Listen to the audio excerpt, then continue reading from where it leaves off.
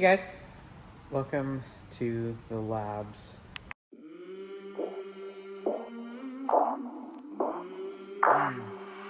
I came from the mud, there's dirt on my hands. Strong like a tree, there's roots where I stand. Oh, I've been running from the law. Hope they won't shoot me down soon. Hey guys, welcome back to a little update here on the old Ranger. All the wiring's done.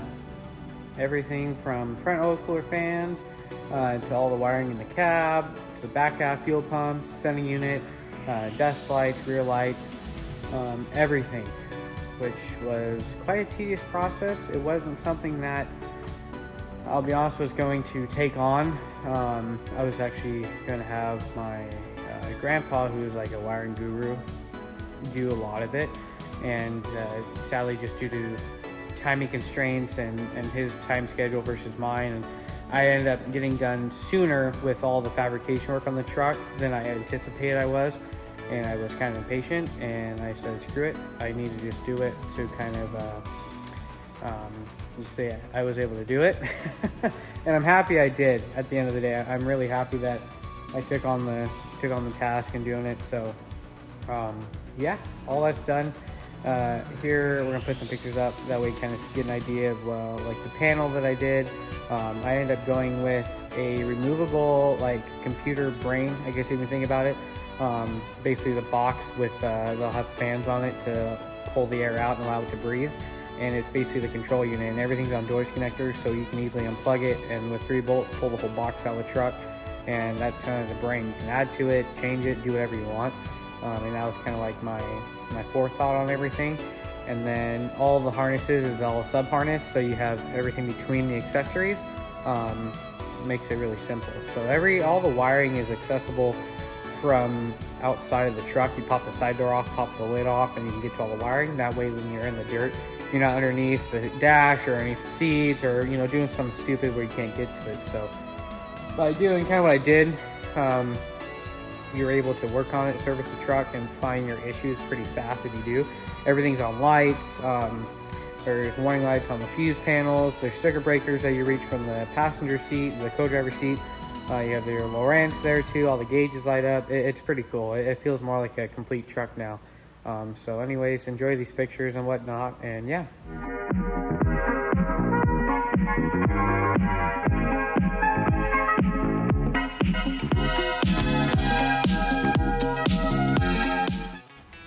Panel has been gone through. There's power to it for the first time.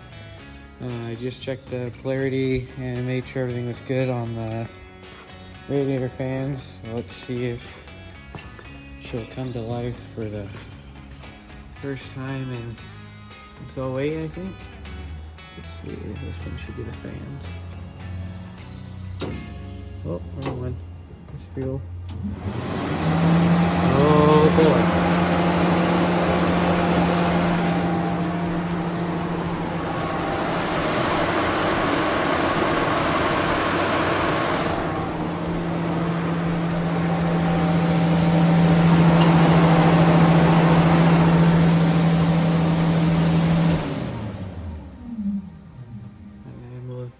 Last one here, flip that one, that's to the GPS. Let's see if that fires up, I checked it too. Oh boy, we got GPS. And the switch pros is on, so I know it's all good and go. Let's see if we can catch it firing up. It's a major relief. Everything's a mess because I'm checking to make sure everything's good. Oh, there we go. Aha! Lit. That sucked. I still have more stuff to do, but most of it I'm gonna try to wire up tonight. Alrighty, so how I configured this thing is I didn't want to see any switches in the truck when you're like looking around it. I wanted all of it to be seamless. One thing with this truck, where you sit, kind of like how we talked about in the previous video, you sit kind of in the B pillar, you're pretty far away from the dash to where all this stuff up here, all the gauges and everything, you can't reach it. There's just no way, sadly, to be able to reach it, which is why, like, the Lowrance sits pretty far back from the dash. And if you look closely here, those top row button covers, those are all the circuit breakers. What I did was I wanted to keep all the main like drivetrain stuff all on a mechanical switch to circuit breaker protection to the relay. That way it wasn't reliant on like a Switch Pros or something like that. No docking, any of that. It's just a way that I wanted to do it and how my pops had it, and that way you're not worried about a computer going bad or some sort of, you know, digital device that would cause you to DNF a race or something like that, or have an issue somewhere. You have, you know, a circuit breaker to a 12-volt switch ignition, which then would run to the relay, which then runs the output power to everything. So there's not too many things that would go wrong either besides a bad circuit breaker, a relay, or an accessory. Where like a brain, if you had an intermittent issue with it, which I've seen with the Switch Pros, we have a few trucks.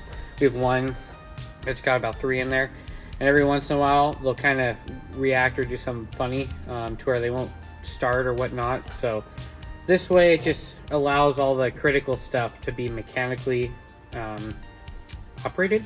But we do have a Switch Pros. We have a 8-gang switch panel in the truck, and that runs all the accessory power, so any lighting. So we have, right now we have cabin lights, we have the Parker pumper, we have gauge lights, we have the rear dust lights, and then it'll soon have all forward facing lights on it. So it does have a purpose. It's really cool, and I wanted that because that's the simplicity part. That stuff doesn't really matter. Let's say if it broke down, it's not going to keep the truck from driving.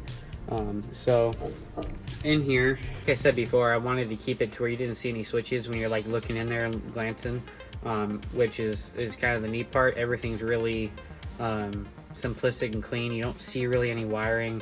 Everything's kind of buttoned up, and then up on above on the eyebrow tube you have the switch, the main switch panel, and then the Switch Pros. I made mounts for the Switch Pros to where it's a removable mount and not a hard mount like welded on. That way if I end up moving it or going to like a bigger, like a 12 panel, I need to slow down, in case I want to go to like a bigger panel or something like that, or add in more, I have that option too. I'm not like cutting stuff out and redoing it.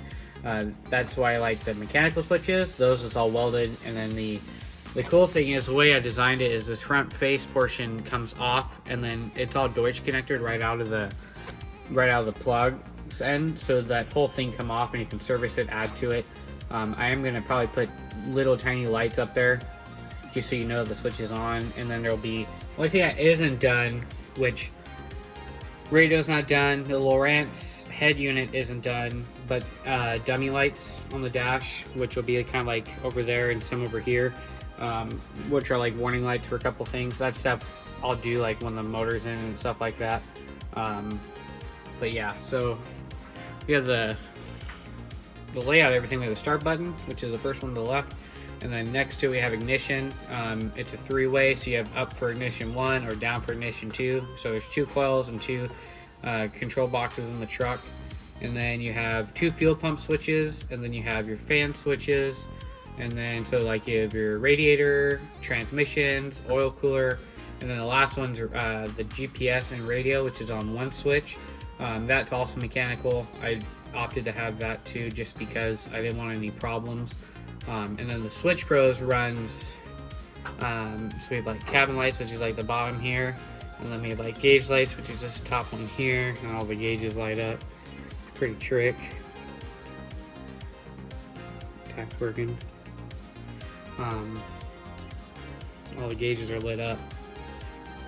Turn that off, my fancy little pull stick. And the Parker pumper.